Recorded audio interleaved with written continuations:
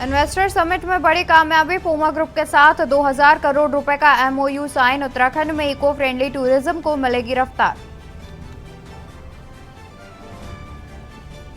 उत्तराखंड में भी एनआईए की छापेमारी। देहरादून और उधम सिंह नगर में कई गन हाउस पर एनआईए का शिकंजा। खालिस्तानी आतंकियों की हो रही थी मदद। दिल्ली से कोटद्वार के बीच चलेगी ट्रेन। रेल मंत्री ने पत्र लिखकर दी जानकारी। राज्यसभा सांसद अनिल बलूनी ने की थी मांग।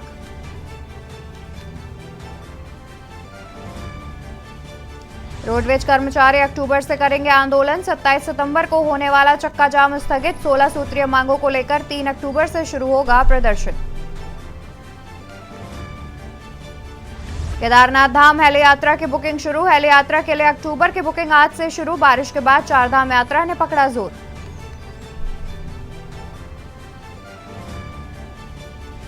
शूटिंग में भारत का एक और कमाल, ईशा सिंह ने रजत पर कब्जा किया। भारत एशियन गेम 2023 की अंक तालिका में 6ठे स्थान पर।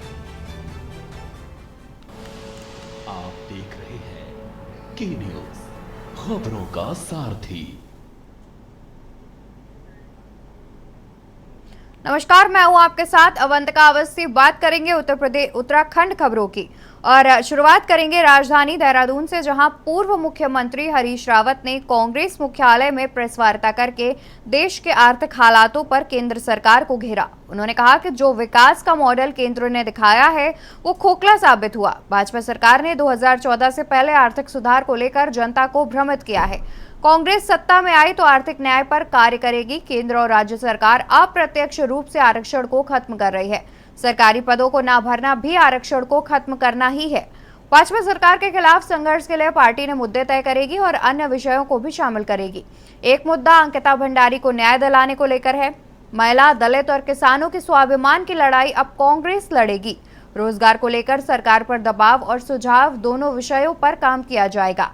भाजपा सारी सभ्यताओं का प्रतीक खुद को बताती है। रमेश बिधूड़ी का संसद में व्यवहार देखने को मिला। उन पर हेट स्पीच का मुकदमा दर्ज होना चाहिए। उन्होंने भाजपा से ऐसे नेता को निष्कासित करने की मांग की।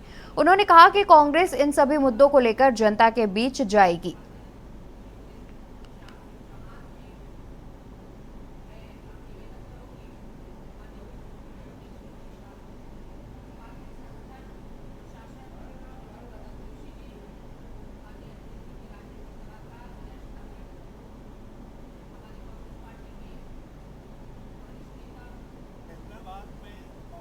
कार्य समिति की ने 2024 के संघर्ष के लिए, संसदीय चुनावों के लिए और राज्यों के चुनावों को लेकर के कुछ सार्वभौम मुद्दों पर चर्चा की और कुछ रणनीति तय की।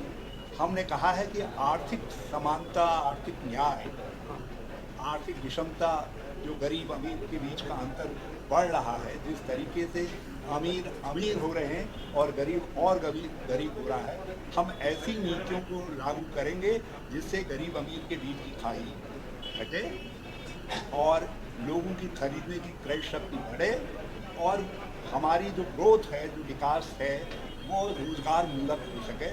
हम इसके आधार पर कि गरीब, निम्न मध्यम वर्ग और निम्न आय वर्ग के लोगों के, आम आदमी की प्रति कैपिटा इनकम कितनी बड़ी है, उसको मानक मानेंगे विकास का। आम आदमी पार्टी ने शहर में बढ़ते डेंगू के मामलों को लेकर स्वास्थ्य महानिदेशालय का घेराव किया। प्रदेश उपाध्यक्ष उमा सिसोदिया के नेतृत्व में पहुंचे कार्यकर्ताओं ने चरमराई स्वास्थ्य व्यवस्था पर सवाल उठाए, साथ ही स्वास्थ्य महानिदेशक को ज्ञापन सौंपा। वहीं प्रदेश उपाध्यक्ष उमा सिसोदिया ने मुख्यमंत्री धामी के विदेश पर सवाल उठाते हुए कहा कि शर्म की बात है कि उनके प्रदेश में लोग मर रहे हैं, लेकिन उन्हें इसकी कोई फिक्र नहीं है।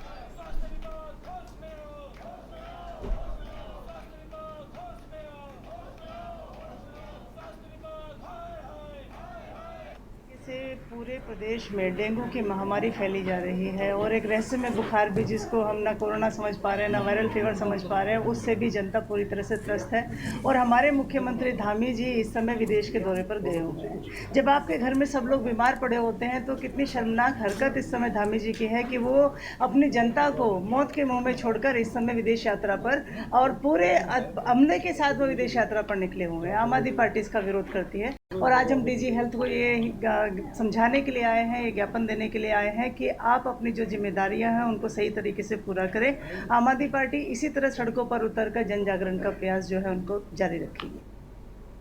खबर नैनीताल से है, जहां डोला विसर्जन के साथ ही नंदा देवी महोत्सव का समापन हो गया। बता दें कि महोत्सव का शुभारंभ 23 सितंबर को हुआ था। विसर्जन से पहले मां नंदा सुनंदा की शोभा यात्रा निकाली गई। शोभा यात्रा के दौरान सरोवर नगरी माता के जयकारों से गूंज उठी। भक्तों ने नैना देवी मंदिर पर ढोल नगाड़ों के साथ नगर भ्रमण किया। शोभा यात्रा में छोलिया नृत्य, मां काली, शिव पार्वती की झांकी मुख्य आकर्षक का केंद्र रही। मां नंदा सुनंदा के दर्शनों और मां के विदाई के लिए भक्तों का हुजूम उमड़ पड़ा। नगर भ्रमण के दौरान छोलिया नृत्य के साथ कुमाऊं की संस्कृति का समागम देखने को मिला। मां की मूर्ति को नगर भ्रमण के बाद नैनी झील में विसर्जित किया गया।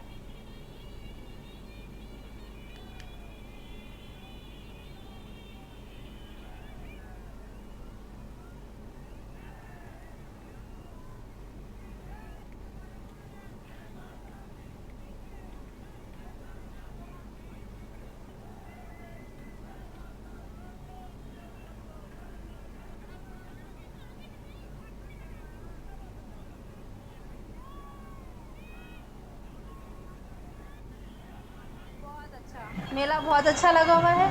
पहली बार आए हैं, सोचा नहीं था कभी आएंगे और माता रानी के दर्शन भी होंगे, तो बहुत अच्छा एक्सपीरियंस है। ऐसा लग रहा है जैसे हमारा अपना कोई हमसे दूर जा रहा है। माता का डोला देखा, जो हमने पहली बार देखा है दिल्ली से आके।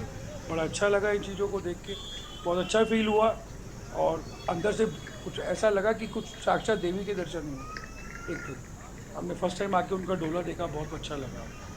आज हम लोगों को बहुत ज़्यादा विदाई होने माँ, लेकिन हम लोगों को दुख ले छू और हम लोग माँ से आशीर्वाद ले मांगनो कि पूर्ण हमारे राज्य में और पूरे देश में खुशहाली आओ, सबूक जीवन में सुख शांति रहो और सबूक जीवन में खुशहाली रहो। माँ आज विदा होने नौकले लागनो।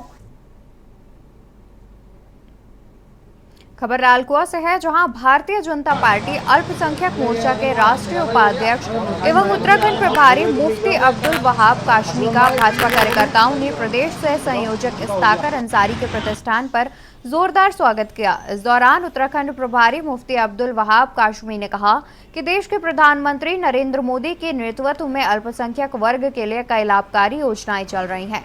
वहीं उन्होंने आगामी निकाय चुनाव को लेकर कहा कि जिस तरह से यूपी के 95 शहरों में मुस्लिम समाज के लोगों ने परचम लहराया है, उसी तरह अन्य जगहों पर भी कामयाबी जरूर मिलेगी। राष्ट्रीय नेतृत्व विकास की सोच के साथ आगे बढ़ रही है।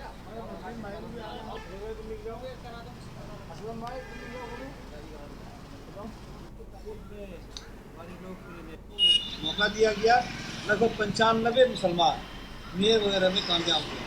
यहाँ भी दिया जाएगा। और जहाँ तक पार्लियामेंट की बात है, हमारे यहाँ 5 लोकसभा सीट है, 5 हमारे उम्मीदवार कामयाब हैं।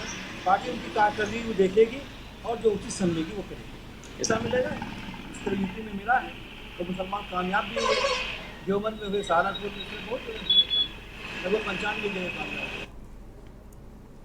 डोईवाला का शहीद दुर्गा माल राजकीय महाविद्यालय में आर्ट फैकल्टी में लंबे समय से शिक्षकों की कमी से महाविद्यालय के छात्र और छात्राएं जूझ रही हैं, जिसको लेकर आज छात्र संगठन NSUI के बैनर तले तमाम छात्र छात्राएं डोईवाला उपजिलाधिकारी के दरबार में अपनी फरियाद लेकर पहुंचे और उपजिलाधिकारी को राज्यपाल कुलाधिपति देवसुमन यूनिवर्सिटी के नाम ज्ञापन सौंपते हुए मांग करी कि महाविद्यालय में संकाय में चित्रकला विषय के शिक्षक न होने से छात्रों को भारी परेशानियों का सामना करना पड़ रहा है। इस कारण परीक्षा में छात्रों की बैक आ रही है। साथ ही बीकॉम में शिक्षक न होने से छात्र परेशान है। NSUI संगठन के छात्र नेताओं का कहना है कि अगर जल्द उनकी शिक्षकों की मांग पूरी न की गई तो वह उग्र आंदोलन को मजबूर होंगे। हमारे कॉलेज में टीचर की कमी है, जिसके लिए हमने यहाँ पे एक ज्ञापन दिया है कि टीचर की कमी है, बीकॉम का टीचर नहीं है और और बाकी आर्ट्स के हमारे यहाँ बहुत सारे बच्चे हैं, उनके भी टीचर हैं नहीं, तो बस ये चाहेंगे कि जल्दी जल्दी हमारा जो ज्ञापन है वो एक्सेप्ट करें मैम। और ये है कि जैसे 2015 में मेरा एडमिशन था, मैं तब से देख रहा हूँ कि शिक्षकों की बहुत कमी है कॉलेज के अंदर।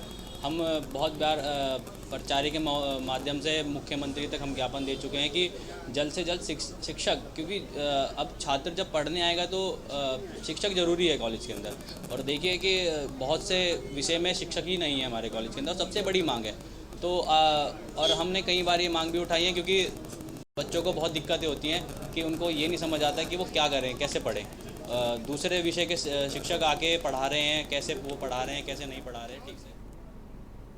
उत्तराखंड के उधम सिंह नगर में भी एनआईए की टीम ने सुबह से ही छापेमारी की। बाजपुर के ग्राम धनसारा में एनआईए की टीम ने स्थानीय पुलिस के साथ एक घर में छापेमारी की। एनआईए की टीम की छापेमारी से क्षेत्र में हड़कंप मच गया। वहीं टीम द्वारा घर में मौजूद लोगों से पूछताछ की जा रही है। बता दें कि वर्ष 2016 में पंजाब की नाभा जेल में हुए धमाके में बाजपुर के ग्राम धनसारा निवासी आसिम पर आतंकवादियों को हथियार सप्लाई करने का आरोप था, जिसके चलते आसिम सजा काट रहा था और 4 माह पूर्व कोर्ट से मुकदमे में बरी होकर आसिम अपनी सजा पूरी कर जेल से घर आया था। वहीं एनआईए की टीम स्थानीय पुलिस के साथ आसिम के घर पहुंची, जहां बंद कमरे में एनआईए के द्वारा टीम ने आसिम और उसके परिजनों से पूछताछ कर महत्वपूर्ण जानकारी जुटाई है।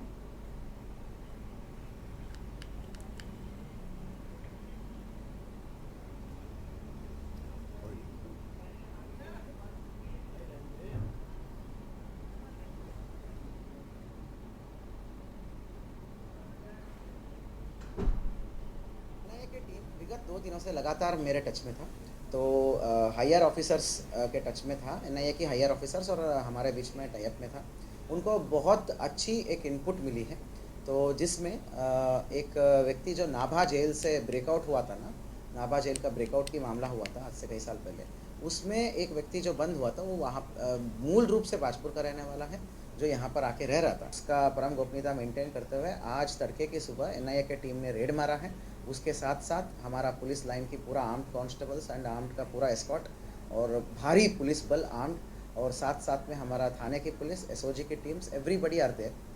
दे were there in the raid. The raid का लीड जो है एनआईए का ही ऑपरेशन है, एनआईए कर रही है। हम केवल टेक्निकल और क्या बोलते हैं संसाधन, जो मतलब मैन पावर और प्रोटेक्शन और वो सारी डिटेल्स कर रहे हैं, एंड उनका बैक एंड में हम काम कर रहे हैं। वो जो भी डिटेल। रुकेंगे एक छोटे से ब्रेक के लिए, जल्द हाजिर होंगे अन्य खबरों के साथ। आप देख रहे हैं के न्यूज, खबरों का सारथी। ब्रेक से वापस आ गए हैं, रुक करेंगे खबरों का। खबर रुद्रप्रयाग से है, जहां शिव पार्वती विवाह स्थलीय त्रियुगी नारायण में वामन द्वादशी मेले के अवसर पर हजारों भक्तों ने भगवान विष्णु के दिव्य दर्शन कर पुण्य अर्जित किया। अंत में नर रूप में अवतरित भगवान नारायण ने निसंतान दंपतियों एवं भक्तों को अपना आशीष दिया। वामन द्वादशी मेले के समापन अवसर पर पुजारी एवं वेद पाठियों ने पहले भगवान विष्णु की पूजा अर्चना कर भोग लगाया, जिसके बाद भगवान की भोग मूर्तियों को चांदी की थाल में सजाया गया। सेरशी गांव के नौटियाल वंश के लोगों ने भोग ताल को अपने सर पर रखकर ढोल नगाड़ों और भक्तों के जयकारों के साथ मंदिर की लगभग 31 परिक्रमाएं पूरी की। इस दौरान उपस्थित हजारों भक्तों ने भगवान विष्णु के दिव्य दर्शन कर पुण्य अर्जित किया।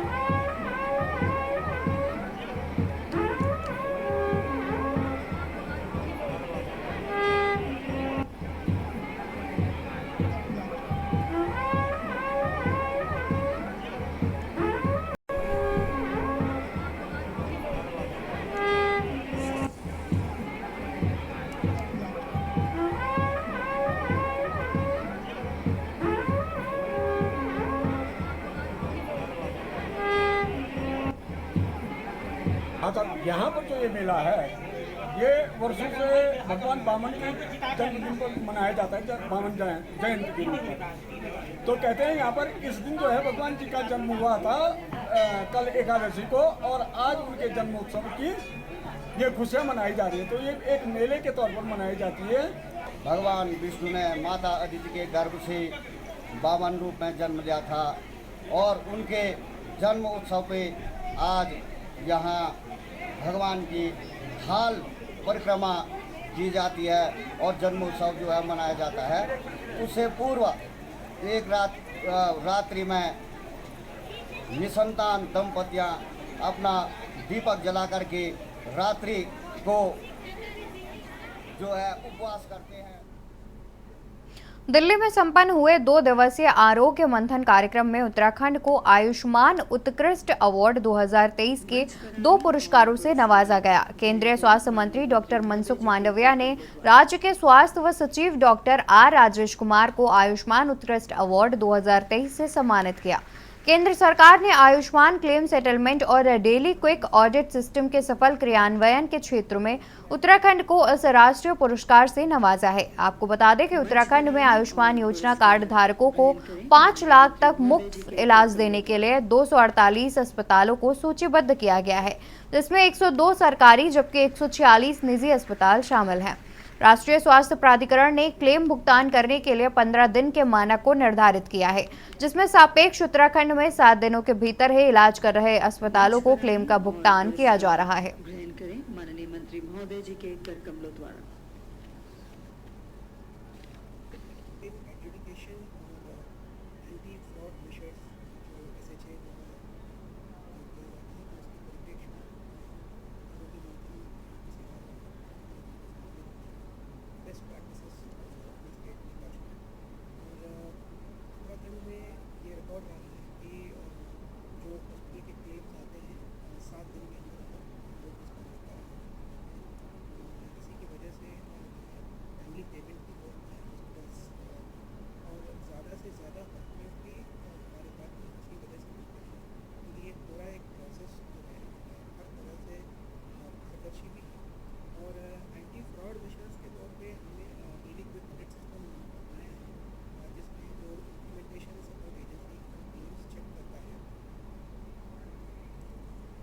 उत्तराखंड हाईकोर्ट ने पंतनगर में नेशनल हाईवे नगला और पंतनगर यूनिवर्सिटी की जमीन पर अतिक्रमण करने के खिलाफ दायर जनहित पर सुनवाई करते हुए कोर्ट की खंडपीठ ने नाराजगी व्यक्त करते हुए डीएफओ व्यक्तिगत रूप से कोर्ट में पेश होने को कहा। कोर्ट ने उनसे यह बताने को कहा है कि जब फॉरेस्ट एक्ट में अतिक्रमण हटाने का समय 10 दिन का था तो आपने कैसे अतिक्रमणकारियों को 15 दिन का समय किस नियमावली के तहत दिया। कोर्ट ने पीसीसीएफ इसकी जांच करने के निर्देश देने के साथ ही पंतनगर विश्वविद्यालय और नेशनल हाईवे की भूमि पर हुए अतिक्रमण पर अब तक क्या कार्रवाई हुई है उसकी रिपोर्ट पेश करने को कहा है।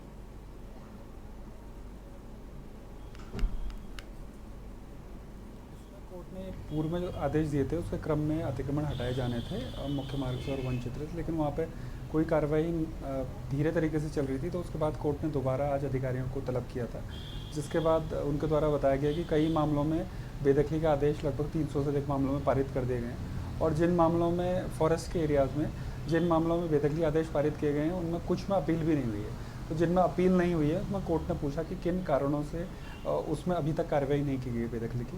तो संतोषजनक जवाब न मिलने पर उसमें डीएफओ साहब को तलब किया, अगली तारीख को उपस्थित होने के लिए कहा है और पीसीसीएफ महोदय को आदेशित किया है कि वो इन मामलों की अपने स्तर से भी जाँच करें, क्योंकि बेदखली का आदेश पारित होने के बाद और अपील में भी कोई आदेश न होने के बावजूद अपील दाखिल भी नहीं हुई है, तो उसके बीच में किस प्रकार से अतिक्रमण नहीं हटाएगा।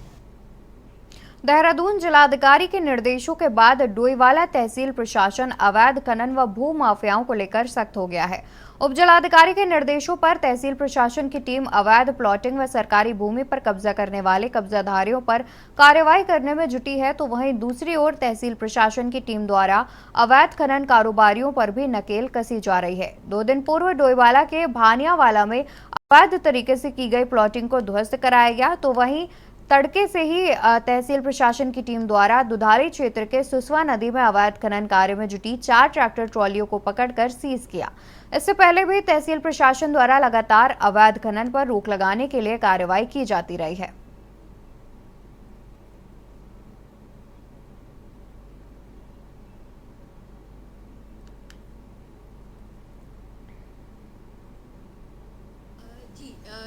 डीएम मैडम के निर्देश के अनुसार हम लोग कंटिन्यूसली जो अवैध खनन करता है और जो भू माफिया है उनके खिलाफ हम कंटिन्यूस कार्रवाई करें।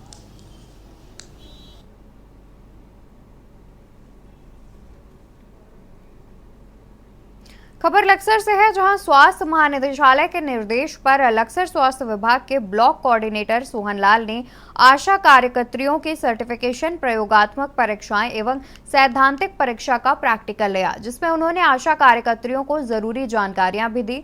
सामुदायिक स्वास्थ्य केंद्र पर आयोजित आशा कार्यकर्ताओं की परीक्षा में नवजात शिशु का वजन लेने, टेम्परेचर चेक करने, गर्म थैली में बच्चों को पैक करने, गर्म कंबल में लपेटने, ORS के घोल तैयार करने की परीक्षाएं ली गईं। अब आगामी दिनों में सब आशाओं की लिखित परीक्षाएं भी ली जाएंगी।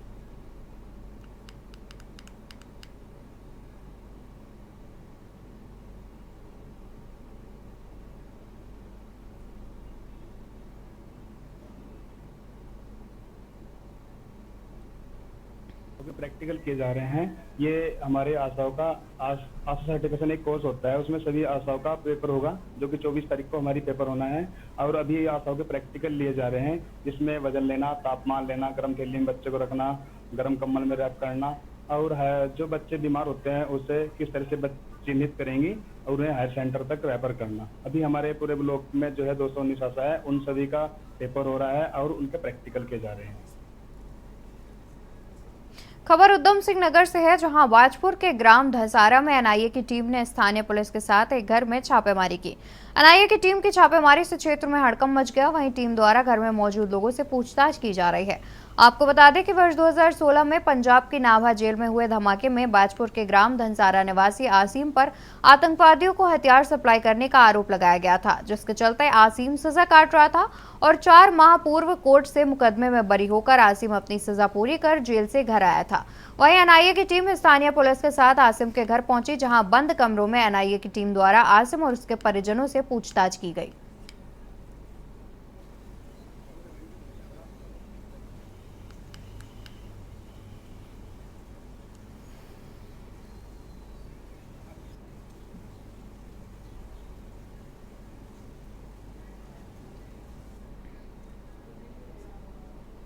उत्तराखंड खबरों में फिलहाल इतना ही। आप देखते रहिए के न्यूज़ इंडिया।